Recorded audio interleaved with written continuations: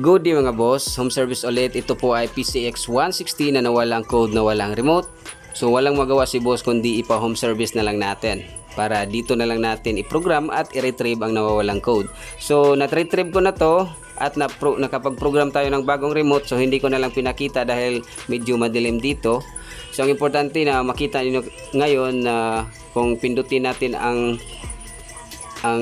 remote, ang button sa remote is mag-react yung motor or mag-answer back. So naka-off pa yung remote, try natin para makita nyo. Ayan.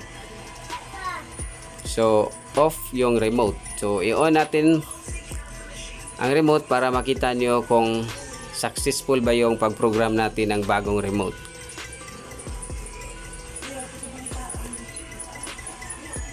Alright, so naka-on na yung remote. I-answer back natin. Okay, so nag-answer back yung motor. So it means na activated at successful po yung pag-program natin sa ating bagong remote. So sa mga tao dyan na nawala ng code, nawala ng remote, so huwag kayong mahiyang mag-text or tumawag sa number na nandun sa screen para mag-guide ko kayo kung saan nyo pwedeng ipadala inyong mga receiver kung sakaling hindi kayo taga Cebu. Pero kung taga Cebu kayo, pwede kayong mag-text or tumawag sa number na nandun sa screen or mag-PM sa ating Facebook page para mag-guide ko kayo at pwede nating i-home service ang inyong mga motor para doon na lang natin gagawin yung pag-retrieve at pag-program sa remote sa inyong lugar. Okay? Ayan, so nag-answer back ang motor, so it means na activated ang remote. So ulitin ko, kung nawalan kayo ng code, nawalan kayo ng remote, mga Honda man, Yamaha or Suzuki, pwede kayong tumawag sa number nandun sa screen para mag-guide ko kayo kung saan nyo pwedeng ipadala inyong mga receiver kung sakaling hindi kayo taga Cebu.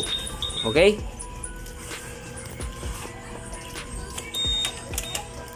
So ayan, nakita natin na nauna natin ang panel at pwede na nating paandarin ang motor. Okay, tingnan nyo ang speedo. Ayan, gumalaw na at ito lang yung baon natin. Maliit na tools at jumper cable.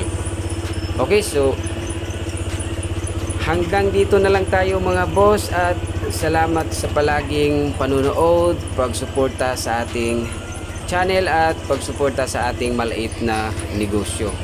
Okay, ingat palagi sa pagmamaniho.